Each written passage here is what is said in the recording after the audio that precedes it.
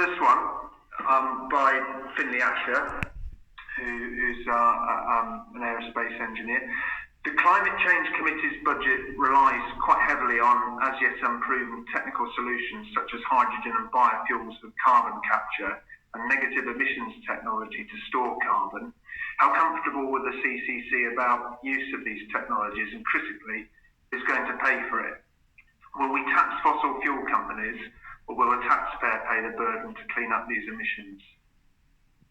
Thanks. Yeah, it's a really good question. So we do look into the technical feasibility of these technologies, and we've convinced ourselves enough that it is technically feasible to capture carbon from these kind of energy processes and store it safely under the North Sea for long enough period of time for this to be actual, genuine negative emissions.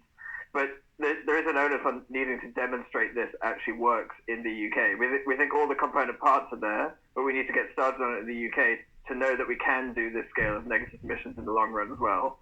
But we haven't seen a scenario which manages to achieve net zero in the UK without these negative emissions. So we do think we need to get going here. Obviously, you have negative emissions from things like trees as well, but there's a natural limit on how much carbon they can suck up in the time period to 2050. So we need these engineered solutions too. Interestingly, yes, a proposal is that fossil fuel companies could pay for some of these themselves. Or you could have it in some kind of emissions trading scheme, for example. Given that you need these engineered emissions removals in the long run to offset emissions from sectors where you can really reduce emissions, like aviation, for example.